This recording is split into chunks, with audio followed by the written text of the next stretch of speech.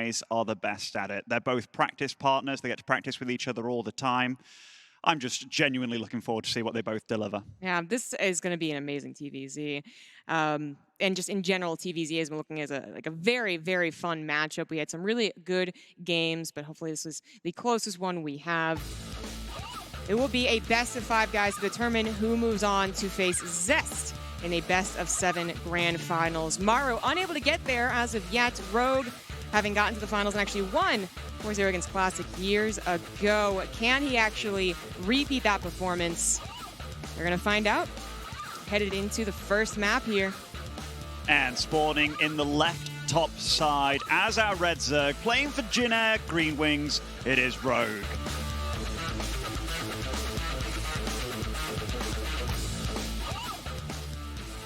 In the bottom right, as the blue Terran, he is Maru.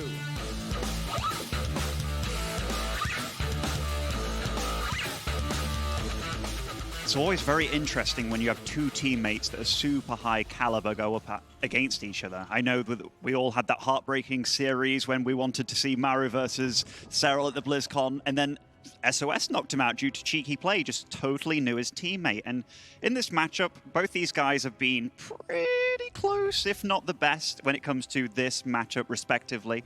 But Maru, he's just got something special about him. He micros better than anybody. He plays those little mind games and such too, but when an opponent knows his mind games and the little tells in his play, it could be a little bit tricky for him. Yeah, very well could be. I mean, I feel like we look at this bracket, you know, like rewind to an hour ago, we look at the bracket and it's like, you know, Mars has opponent us before. You brought up SOS, that's absolutely the perfect one. But then he really did perform strongly in his quarterfinal match. Like, that was the Maru we expected to see. So if, you know, Serral's now out, then we should be continuing to see the Maru that we still would expect.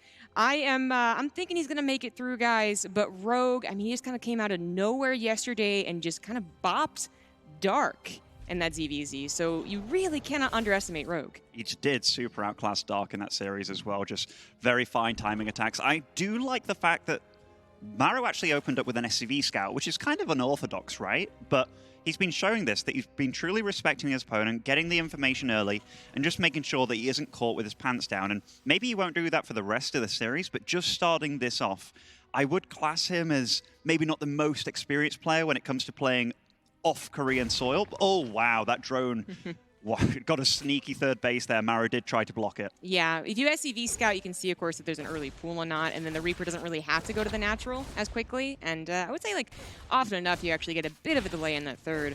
The Rogue barely getting it down. It's actually really nice. That does, if it didn't, that would extend his third base timing by a long time. The Reaper's going to be looking for more, but most importantly, he's going to be looking for information because, yeah, Rogue absolutely has it in him, not just do some early pools, but certainly more of those mid-game attacks. And actually, Nightshade has been the map of many, it feels, Roach Ravager all-ins that I've been seeing in the last month. You know what I found interesting about that SV as well? Like the fact that he didn't use it to block the third. Because like the Zerg has such an obvious third to take, so that just shows that he's playing so safe and just making sure that he knows what's going on. Producing a second Marine now back at home, that will usually be used to try and deny Overlord scouts and such. It also, you tend to find that a lot of these Korean Terrans do lead into Battlecruiser when they open up with 2 Marines, but we'll see what happens with his tech path. Going for the tech lab on the barracks as well behind all this. Yeah, after all the hype of the, I guess, like, pre-Katowice, right? Hearing all the Zergs and Terrans opinions, we really haven't seen any of that mech. Mech is basically dead to me. If Innovation didn't do it versus Serral, then it's not going to happen. But it is something that is possible. Battlecruisers also, for a stint there, was just every single TVZ. Often lean to mech, but sometimes bio. Haven't seen too much of that either. Could be things that we see mixed in here in this best of 5, but for now, it is just going to be Hellion Banshee. This is super old school. Like, this is like bread and butter TVZ here. You have the Hellion, the Banshee, so he's going to go for some like multi-pronged attacks. An early third as well, so this is definitely leading up into a macro game. And so far, Rogue's reading this quite well. He's just droning up like a madman. Hasn't gone for early spores or anything. Is this a defensive Roach, Warren? We'll see.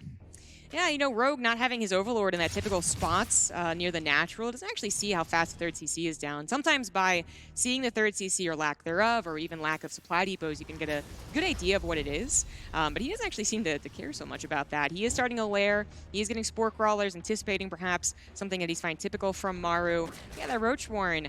I guess it's just going to be what he actually chooses to use as a composition. Yeah, I mean, he's so blind, but he's seemingly making all the right calls here. Queen's in good positions, the creep spread is moving. Even the Roach Warren position makes it a little bit trickier for those Hellions to get into the mineral line, and Maru can't get anything done so far.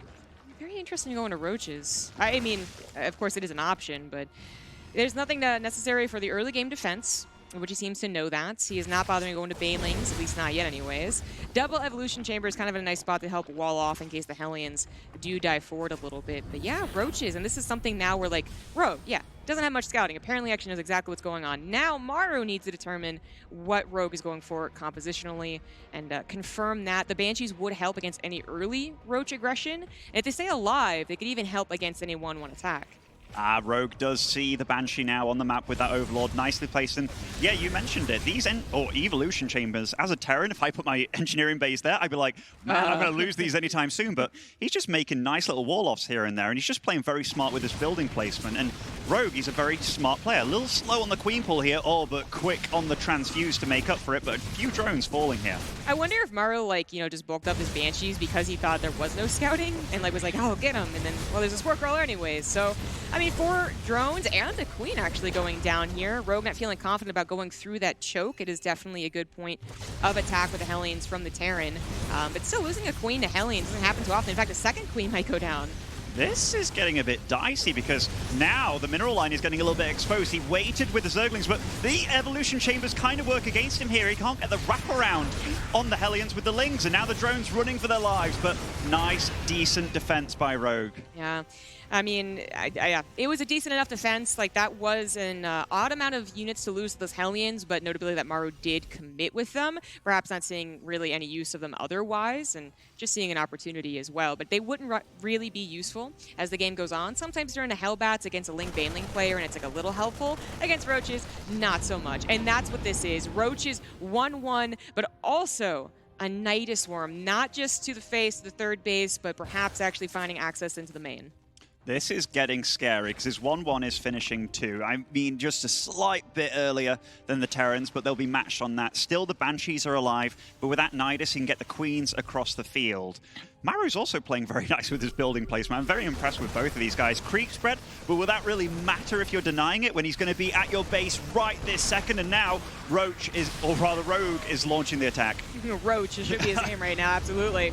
Maru did not see that coming. Nothing actually, I guess, alerted him to even have his units in correct positioning. If he did, perhaps he would have pulled back, but he still has this drop going on. Is it going to be enough? They can take on small numbers of Roaches, and actually Rogue wasn't paying attention there, so they really do. The Banshees are here. The Nidus Worm still hasn't been used, but the Queens have walked their way forward to help out here. Oh, and he gets attacked with the Corrosive Biles. That's not supposed to happen.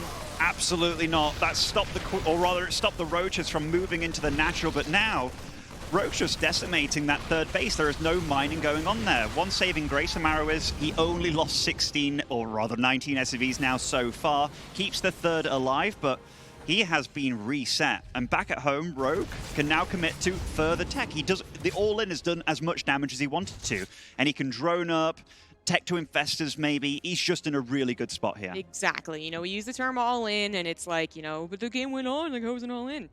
Yeah, you do enough damage, and it kind of, I mean, like, normalizes in a way. So one of the big weaknesses of a Zerg, though, after they do these typical, usually ground-based all-ins, right, is that they don't have a lot of anti-air. So Maru, we know that he's very good at multitasking. We know he's good at drop play. He's got to really hammer that anything to actually try and mitigate the damage he just took, as well as being scared of a fully maxed out Roach push again in the future.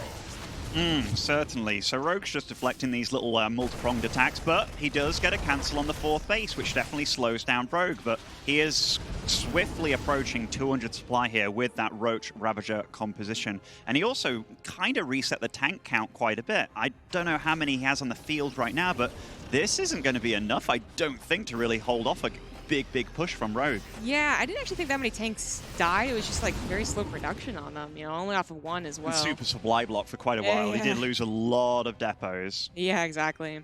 2-2 is also usually a nice timing for the Terran to hit.